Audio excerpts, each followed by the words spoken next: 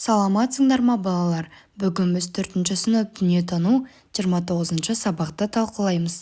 Видеоны көрмес алдын арнаға жазылып кетіңдер. Қазақстанның әлемдік аренадағы рөлі. Тірек сөздер: сыртқы саясат, басымдылық, ядролық қару. Глобустың Қазақстанның Еуразия құрлығында орнын анықта.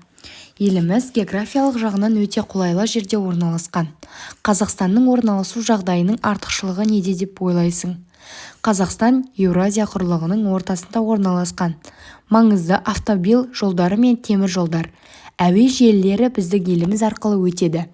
Кез келген мемлекеттің сыртқы жағдайы оның географиялық орнына байланысты қалыптасады. Әр мемлекет экономикалық жағдайына қарай көрші елдермен байланыс орнатады. Азия елдерінің саяси картасы.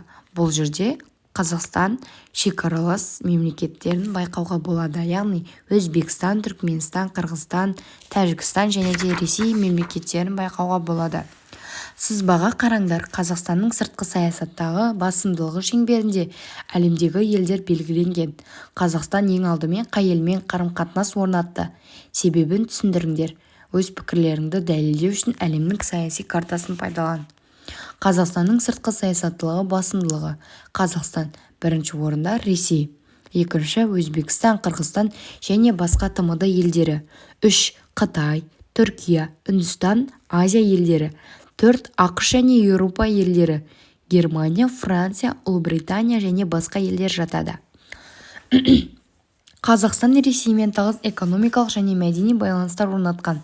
Екі елдің мемлекеттік шекарасы да тым ауқымды, 7,15 мың шақырымнан асады. 1991 жылы КСРО-да ыдырағаннан кейін тәуелсіз мемлекеттер достастығы құрылды. Қазақстанның оңтүстігіне жақын көршілері Өзбекстан, Қырғызстан, Түркменстан, сондай-ақ ТМД-ның басқа да елдермен достық, іскерлік қарым-қатынастары артып келеді. Қытай елінің Қазақстанмен арадағы сауда байланысы Ресейден кейінгі екінші орында. Қазақстан, ақш, Франция, Германия сияқты әлемдегі жетекші елдермен де жан-жақты байланысты. Қазақстанның әлемдік аренадағы рөлі жылдан жылға артып келеді. Еліміз 70-ке жуық халықаралық ұйымның белсенді мүшесі. 1992 жылы 2 наурыздан бастап Қазақстан Біріккен ұлттар ұйымына қабылданған. Біріккен ұлттар ұйымының құрамында 193 ел бар. Еліміздің ядролық қарусыз өмірге деген ұмтылысын бүкіл әлем жоғары бағалады. 1991 жылы 29 тамызда Қазақстанның тұңғыш президенті Нұрсұлтан Назарбаев бейбітшілік 21 ғасыр манифесін жариялады.